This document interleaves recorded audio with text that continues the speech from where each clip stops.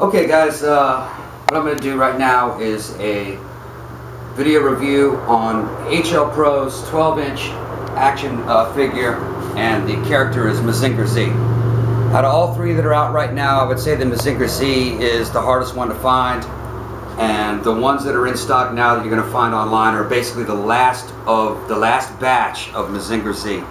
They're going to discontinue that to collect the collector's value. So if you guys like this figure, go ahead and try to get it as soon as possible because they're drying up.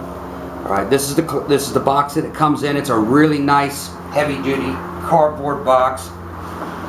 Slides out, and there's a tray in there, and more graphics. Very simple, clean lines, graphics. This box is a little bit beat up, but yeah, it's a nice box, so I rate it pretty well. It matches the other boxes from the collection. And there is the figure.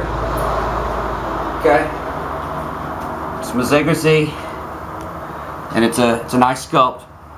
You can see I got an iron cutter connected to it, and it comes with a lot of good stuff. Comes with that reinforced punching fist that was used in at least a few of the episodes. It's nice. Comes with a normal cuff to replace that. 2 grasping hands, a karate chop, and a jet pilder. It comes with both the jet pilder or pilder and the regular hover pilder. So they're nice. The sculpts on them are really good. I was surprised that they gave both of them. Look at the paint on the back. Real cool. Okay.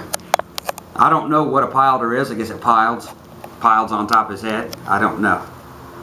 But the articulation, whoops, excuse me. Now this is something that you're going to see every now and then with a vinyl, and that was kind of my fault. What you can do is you can heat these up in hot water and kind of press them a little bit to get more tension, and put them under cold water and they'll hold better. But mostly you don't. Once you're set up, you don't have a problem. I just got the figure and I really haven't had time to work with it. Alright, articulation's pretty good, excellent for a vinyl. Alright, I'll take this off.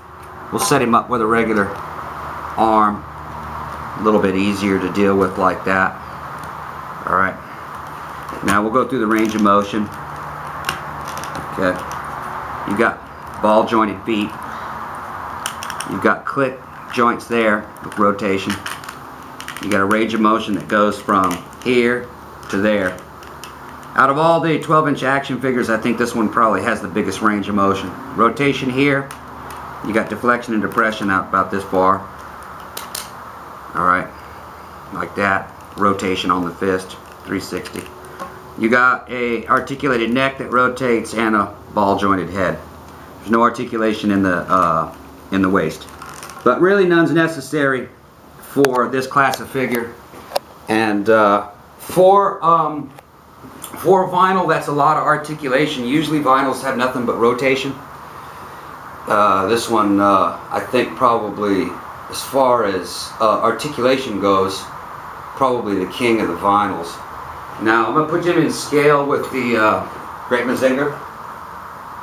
You see he's shorter by a little bit, which does put him in scale with this character because there was a size difference between the two. But I have a video review of this one also.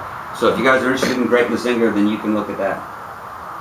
Probably one of the, it's similar in size to the Mazinger DX that Bandai makes. The price is a lot less. You can get these for about $100.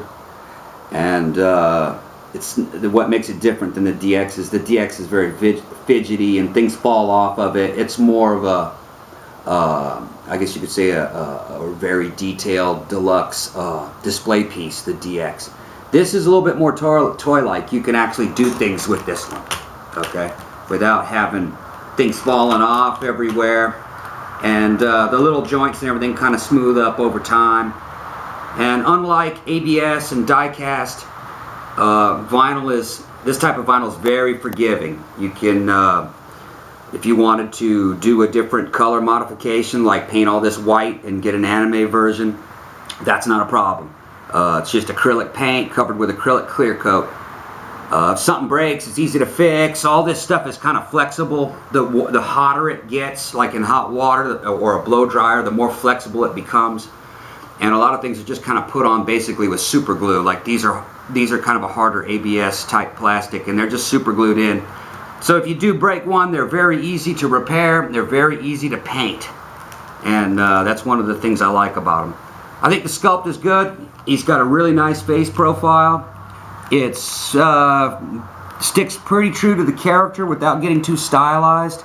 And Mazinger Z was kind of drawn crazy in the series. Sometimes, you know, his looks were kind of inconsistent. But I think this is a very good representation of the character. But here, I'll put the punching fist on.